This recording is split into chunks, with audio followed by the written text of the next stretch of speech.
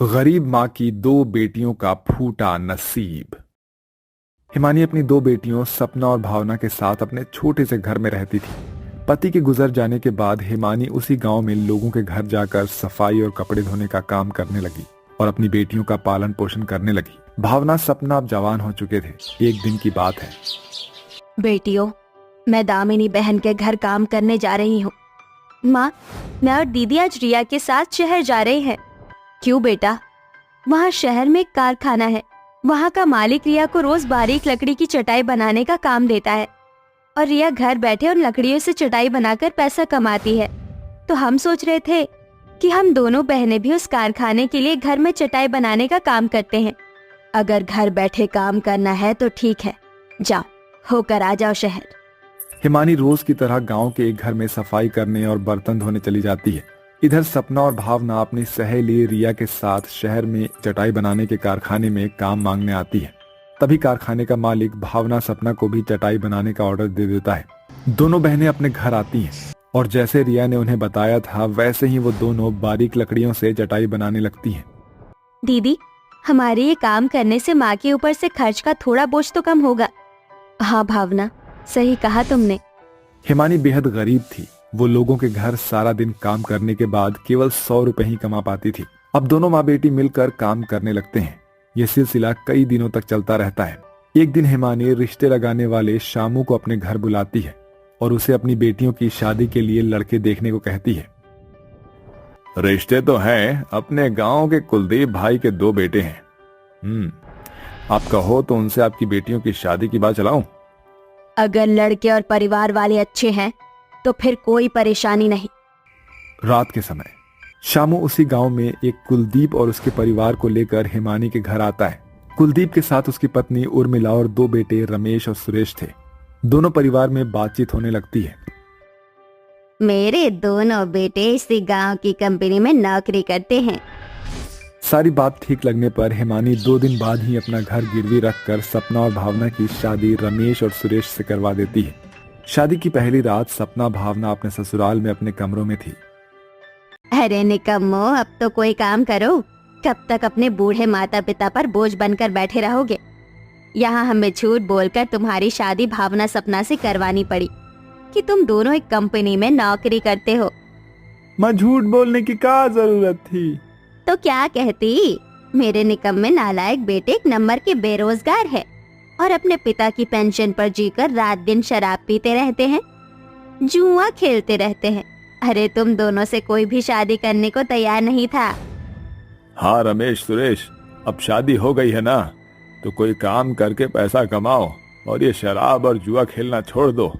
अब ये बात भावना सपना को नहीं पता थी कि उनके पति कैसे हैं, क्योंकि उर्मिला ने उनसे झूठ कहा था। तभी दोनों भाई घर के बाहर बैठकर शराब पीने लगते हैं।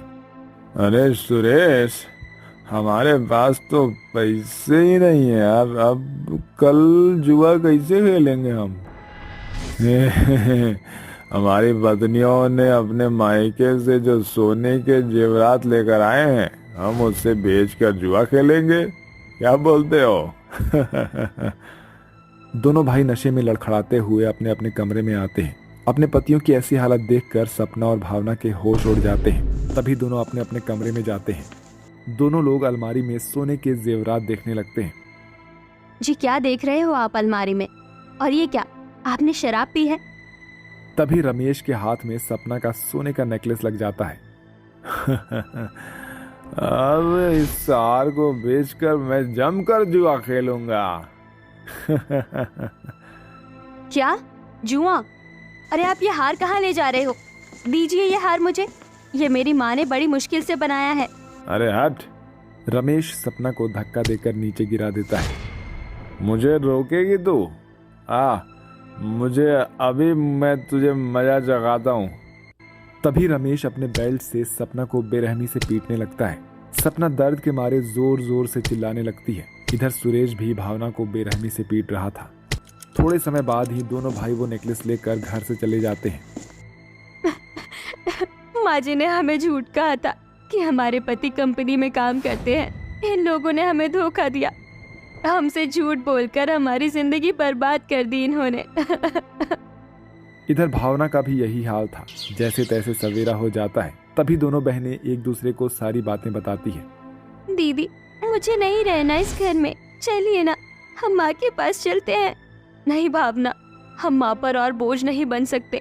माँ ने हमारे लिए पहले ही बहुत कुछ किया है।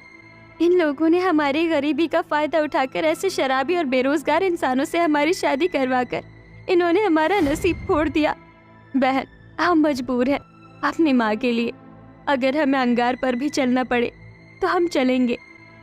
अपनी माँ की खातिर सपना और भावना कल रात की बात किसी को भी नहीं बताते और अपने ससुराल में काम करने लगते हैं। रात का समय होता है।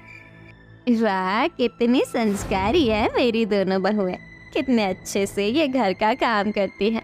बहुओं, जाओ अब अपने कमरे में जाकर आराम करो। दोनों बहनें अपने कमरे में जाने लगती हैं। भावना, माँ जी हमारे काम से कितनी खुश है। जैसे हमने माँ जी का दिल जीता है, ऐसे ही हम अपने पतियों का भी दिल जीतेंगे। उसके बाद फिर से दोनों के पति शराब पीकर घर आते हैं और अपनी पत्नियों की एक एक चीज लेकर उन्हें खूब मारते हैं। कई दिनों तक ऐसा ही चलता रहता है। दोनों बहनें चुपचाप अपने पतियों का जुल्म सह रही होती है। कुछ महीने ऐसे ही बीत जाते हैं। रमेश सुरेश ने जुआ और शराब के लिए अपनी पत्नियों का सारा सामान बेच दिया था। यहाँ तक कि उन्होंने अपनी पत्नियों के कपड़े तक बेच दिए थे।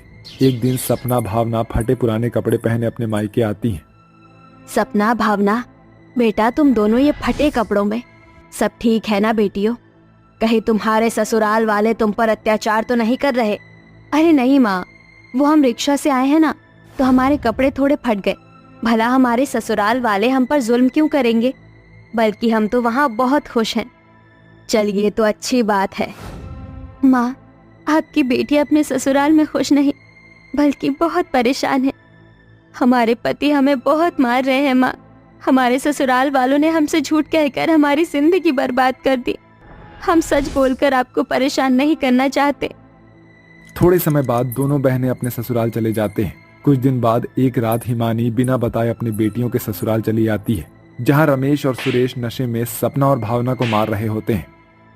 ये सब क्या है? क्यों मार रहे हो मेरी बेटियों को?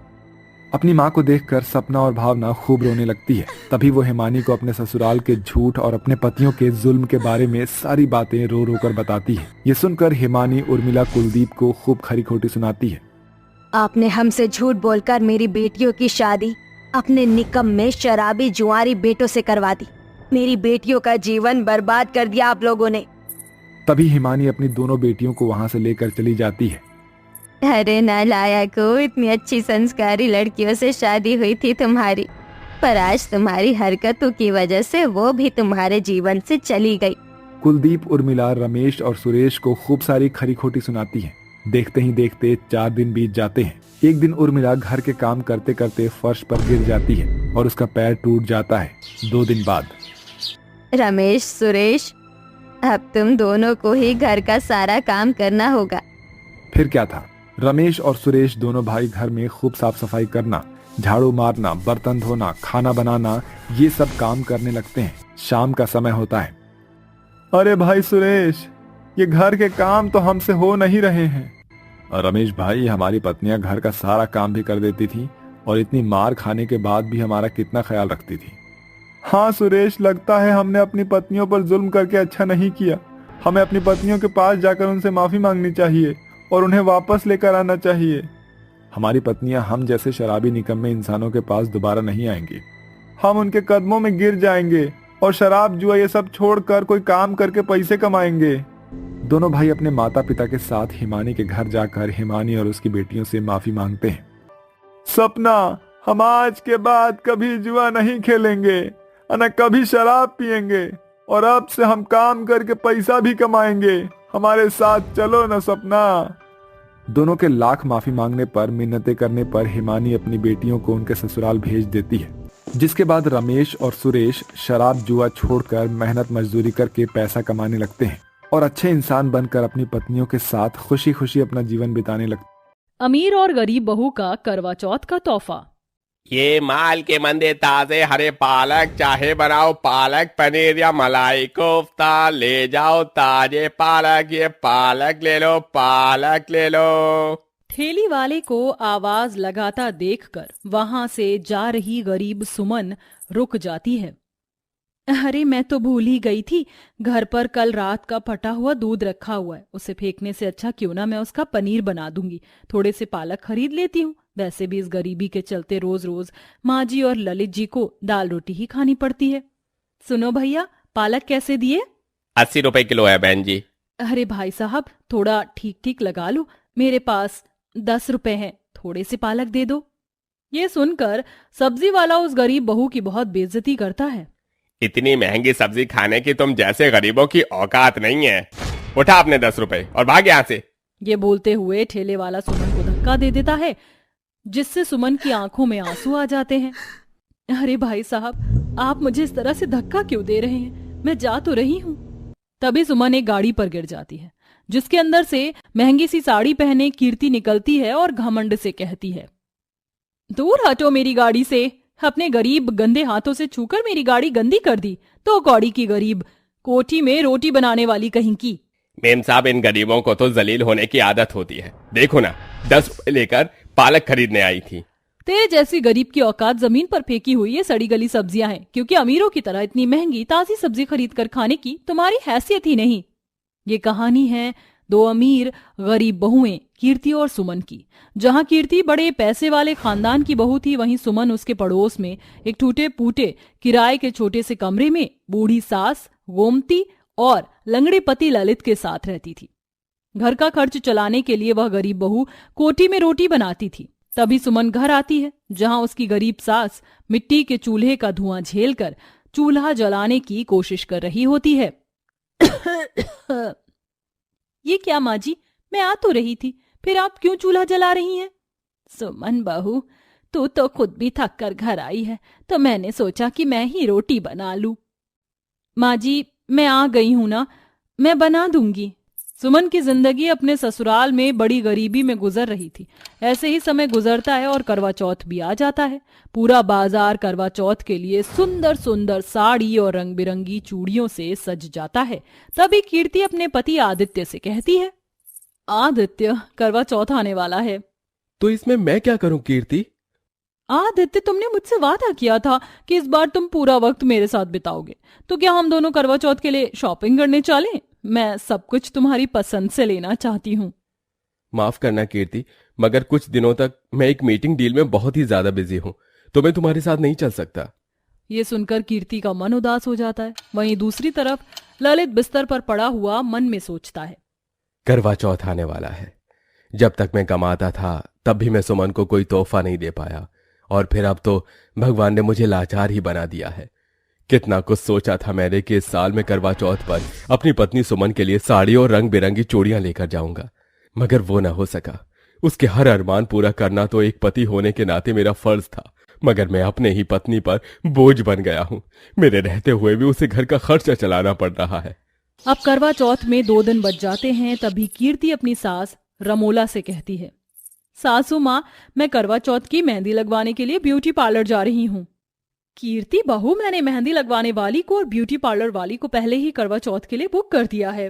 तुम्हें कहीं जाने की जरूरत नहीं है, और आज घर पर किटी पार्टी के लिए मेरी कुछ सहेली आने वाली है, तो जाकर उसकी तैयारी करो। जी सासू माँ। कीर्ति किटी पार्टी के लिए खाना बनाने लगती है। तभी ललित, जिस फैक्ट्री में काम करता था, वहां से एक कर्मचारी उसके घर का दरवाजा खटखटाता है। ललित भाई, अंदर है कि? मोहन भैया, आइए ना, बैठिए। तुझे ऐसी हालत में देखकर बड़ा ही बुरा लग रहा है दोस्त। खैर, कल मालिक ने फैक्ट्री का बही खाता देखा था, तो उसमें तेरे 500 रुपए रह गए थे। मालिक ने वही भिजवाए हैं। अच्छा, चलता हूं। उस 500 रुपए को बड़ी उम्मीद से देखते हुए ललित कहता है, तेरा बहुत बहुत धन्यवाद ऊपर वाले। अब इन 500 रुपए में मैं अपनी बीवी को करवा चौथ पर तोहफा दे सकता हूँ, वरना वो हर साल की तरह इस बार भी मजबूरी में शादी का पुराना जोड़ा ही पहनेगी बेचारी। पैसे देकर ललित अपनी बैसाखी उठाकर बाजार चल देता है, जहां ललित फुटपाथ पर लगे एक ठेले पर बिक रही साड़ी में से अपनी पत्नी के लिए एक साड़ी पसंद करता है। तभी उसे देखकर कीर्ति अपनी गाड़ी रोक लेती है। ये लाल रंग की साड़ी सुमन पर बहुत ही अच्छी लगेगी। अरे सुनो भाई साहब, ये वाली साड़ी कितने की है? 200 रुपए सेल है भाई साहब, कोई भी ले लो। ललित सुमन के लिए साड़ी खरीद लेता है और बचे हुए पैसे से चूड़ी और श्रृंगार का सामान खरीदता है, जिसे देखकर कीर्ति कहती है, ललित अपनी पत्नी से कितना प्यार करता है। एक पैर से लाचार होकर भी वह इतनी दूर अपनी पत्नी के करवा चौथ की साड़ी खरीदने बाजार तक चला आया। काश आदित्य तुम भी मुझे ऐसा ही प्यार दे पाते। ऐसा कहते कहते कीर्ति की आंखें छलछला जाती हैं। तभी वो घर जाती है और किटी पार्टी खत्म होने के बाद कीर्ति करवा चौथ की मेहंदी लगाने बैठती है। सुनो, मुझे भरी हथेलियों की मेहंदी लगाना, और हाँ, मेरी मेहंदी में मेरे पति आदित्य का नाम जरूर लिखना। इतने में कीर्ति की सास किचन से चिल्लाते हुए बाहर आकर उसे मेहंदी वाली के सामने बहुत सुनाती है। कीर्ति बहू, हाथ धोती है लापरवाही की। ऐसे भी करवा चौथ की कौन सी खुमारी तुम्हारे सर पर चढ़ गई है जो तुमने बर्तन धोने का साबुन पानी में गलने को छोड़ दिया है, और पूरे सिंक में गंदे बर्तनों का ढेर पड़ा हुआ है, उसे कौन धोएगा? मैं धो दूंगी माँ जी, अभी तो मुझे मेहंदी लगवाने दीजिए। जहां अमीर बहू महंगी मेहंदी वाली से करवा चौथ की मेहंदी लगवाती है, वहीं जब सुमन शाम को घर आती है तो उसकी गरीब सास सिलबट्टे पर मेहंदी के पत्ते पीस रही होती है। सुमन बहू आ गई, देखो मैंने तुम्हारे लिए मेहंदी भी पीस दी है, अब जल्दी से इसे लगा लो, और अभी से लेकर कल करवा चौथ का व्रत खत्म होने तक तुम पानी का कोई भी काम नहीं करोगी, वरना मेहंदी का रंग नहीं चढ़ेगा। तभी ललित सुमन को खरीदी हुई साड़ी और श्रृंगार का सामान हिचकिचाते हुए देता है। सुमन, ये मेरी तरफ से तुम्हारे लिए करवा चौथ का छोटा सा तोहफा। महंगी साड़ी खरीदने की तो तुम्हारे पति की हैसियत नहीं थी, ये सस्ती साड़ी और कांच की चूड़ियां खरीद कर लाया हूं, तुम्हें पसंद आ जाए। अपनी गरीब सास और पति के मन में अपने लिए इतना प्यार भरा देखकर सुमन की आंखों में खुशी के आंसू भर आते हैं। मैं बहुत खुश हूँ ललित जी, जो मुझे आपके जैसा इतना प्यार करने वाला पति और सास मिली हैं। करवा चौथ के दिन दोनों अमीर और गरीब बहुएं भूखी प्यासी रहकर अपने पतियों के लंबी उम्र के लिए व्रत रखती हैं। वहीं ललित बड़ी खुशी से सुमन के व्रत खुलवाने के लिए अपने हाथों से चूल्हे पर छोले पूरी बनाता है, और आदित्य ड्राइवर के हाथों करवा चौथ के तोहफे में एक सोने का सेट भिजवाता है। तभी कीर्ति उसे कॉल करती है। हेलो आदित्य, चांद निकल आया है, मैंने तुम्हारे लिए करवा चौथ का व्रत रखा है, घर आ जाओ। कीर्ति, मुझे बार बार कॉल करके परेशान मत करो, मैंने करवा चौथ का तोहफा भिजवा दिया है, प्लीज अब ये पतिव्रता बनने का दिखावा मत करो और व्रत तोड़ लो। ये कहकर आदित्य फोन रख देता है। तभी कीर्ति अपने बंगले के छत से सुमन के छत पर ललित को सुमन का व्रत खुलवाते देखती है। सुमन, अब जल्दी से मुझे भी पानी पिला दो। ललित जी, आपने भी मेरे लिए व्रत रखा था क्या? हाँ सुमन, मैंने भी तुम्हारे लिए व्रत रखा है। दोनों एक दूसरे को पानी पिलाते हैं और चांद की रोशनी में बैठकर एक दूसरे को खाने का निवाला खिलाकर करवा चौथ का व्रत तोड़ते ही उन्हें देखकर कीर्ति टूटे मन से कहती है, इतने बड़े घर की बहू होकर भी मेरी जिंदगी में पति का प्यार ही नहीं, काश कि मैं भी एक गरीब की बहू होती। अपने पति का इंतजार करते हुए कीर्ति बेहोश हो जाती है। तभी रमोला आदित्य को फोन लगाती है। कीर्ति के होश में आते ही आदित्य उस पर चिल्लाता है, कीर्ति, ये क्या ड्रामा लगा रखा है? हाँ, तुम्हारी वजह से मैं अपना काम छोड़ छोड़ कर आया हूँ, चाहती क्या हो तुम? मैं चाहती हूँ कि तुम मुझे थोड़ा वक्त दो आदित्य, नहीं चाहिए मुझे ये ऐशो आराम भरी जिंदगी जिसके लिए करवा चौथ के दिन भी तुमसे दूर रहकर मुझे इसकी कीमत चुकानी पड़ी। अगर मैं अपने पति का प्यार मांग रही हूँ तो क्या ज्यादा मांग लिया मैंने। कीर्ति को ऐसे रोता देखकर आदित्य को अपनी गलती का एहसास हो जाता है। इसके बाद वो उसे पानी पिलाकर करवा चौथ का व्रत खुलवाता है, साथ ही अब कीर्ति को वक्त भी देने लगता है।